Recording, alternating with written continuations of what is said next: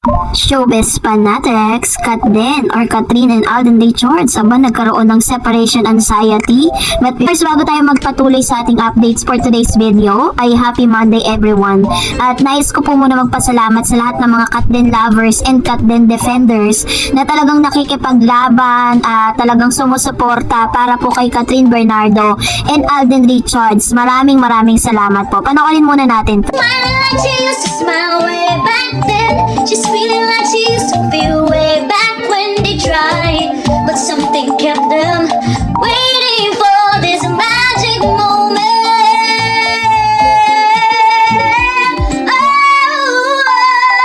Oh, maybe this time it'll be love and they'll find.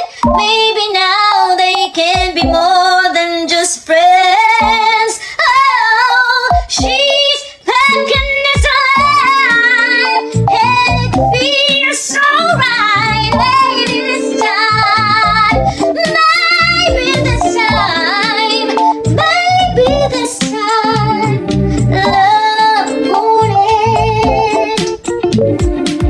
Kalat na kalat po ngayon sa lahat ng social media platform ang nakita nating video kung saan nagpaalaman na itong si Joy at si Ethan, ano? Talaga namang nag-trending po ito, top 1 sa Twitter, pinag-usapan, grabe. Nung napanood ko po siya, ay talagang meron ako nararamdaman na parang hindi mo maipaliwanag yung pakiramdam mo. Kasi syempre, you're into nandun ka dun sa sitwasyon nila na nararamdaman mo na parang nagkaroon ng separation anxiety magkatapos nga mag-post ng ilang mga updates at si Mr. Joros Gamboa maging si Derek Cathy Garcia Sampana ay sinabi na nga na wrap up na po sila, tapos na yung kanilang shooting at kailangan na nilang bumalik ng Manila. So medyo nakakalungkot lang sa part natin kasi parang for the longest time 1 month silang, almost 1 month sila nagsama sa Canada. Ganon din kay Alden Richards.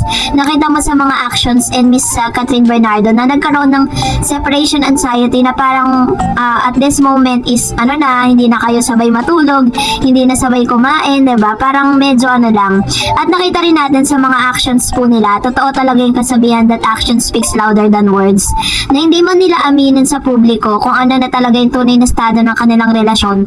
Totoo talaga ito yung nagpapatunay, itong video na to ang nagpapatunay na talagang sobra-sobra yung spark, sobra yung love na uumapaw, ganon katindi. Kasi kapag pinanood nyo siya, talagang grabe, nung napanood ko to, iba yung pakiramdam ko talaga. Talagang napakasaya ng puso ko kasi parang ito na talaga yun this is gonna be the confirmation for everything, diba? Biruin niya si Alden Richards doon sa airport, from the airport, tapos going to pasakay sila ng kanilang mga van. Hindi niya talaga iniwan si Miss Katrin, nandun lang talaga siya sa tabi ni Katrin Bernardo. At nakita natin na suot nila yung tinatawag na promise ring, the black ring, diba? Suot nilang dalawa yon. At nakita natin sa mga mata nila, sa mga yakap ni Alden Richards kay Katrin, talagang totoo talaga yung what you see is what you get. So ang tanong ng ilang mga netizen, what's next, no, pagkatapos nito?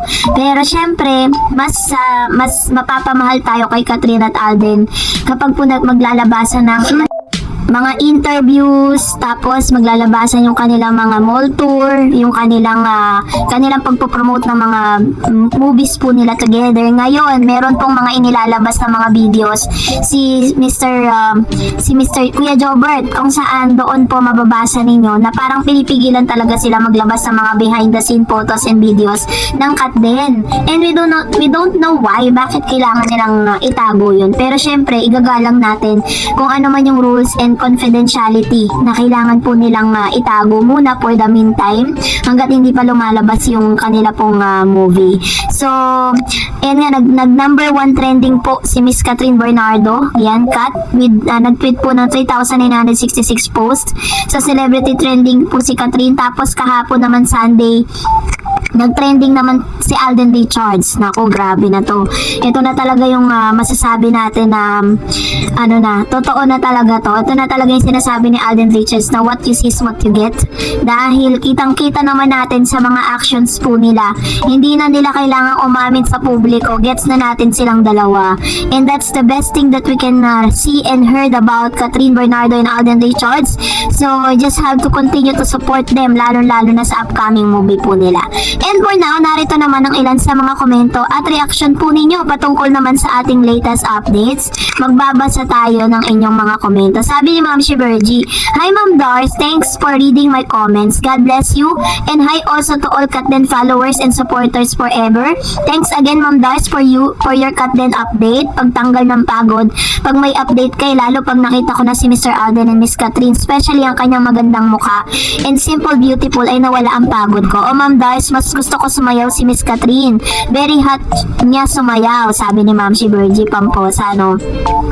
Kahapon di tayo nakapag-update. Syempre alam niyo na Sunday is ano po yan for the Lord yan. And of course, that's a family day. Kaya hindi tayo nakapag-update patungkol sa kanilang dalawa. Pero ang dami pong naglalabasan sa FYP ko. Ang dami nag-PPM, nag-email patungkol nga dito sa mga nangyayari ngayon kay Catherine at kay Alden Richards. Sabi pa ni Ma'am Shiberji, "Catherine, very hot.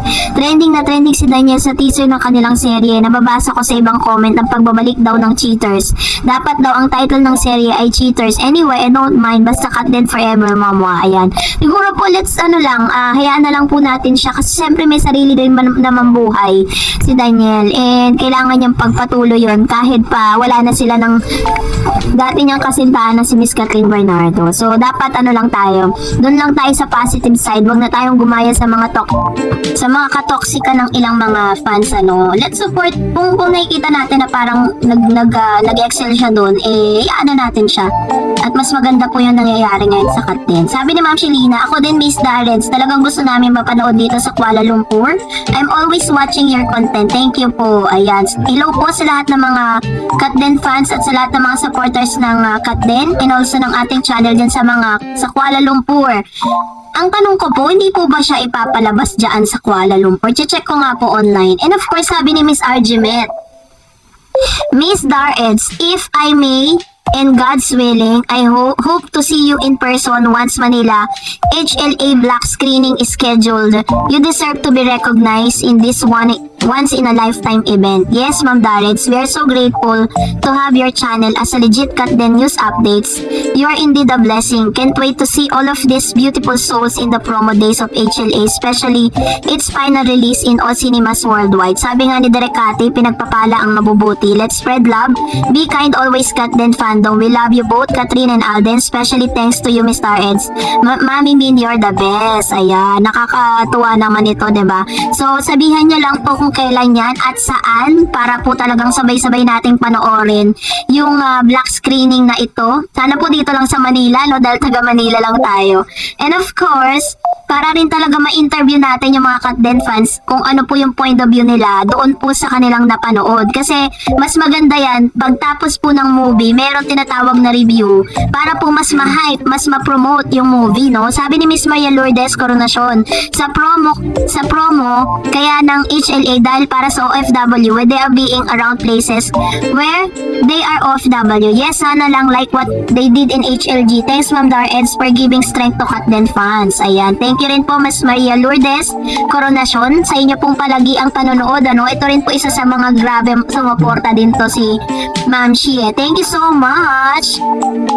Another, sabi ni guest person, yung Unhappy in Love ni na Juliet Joshua ay nag-hit sa movie. Oo, aminin natin. Pero hindi basihan yun para madaing nila ang movie ng Katden na HLA. Sa tingin ko, mas dudumugi ng fans o lahat ng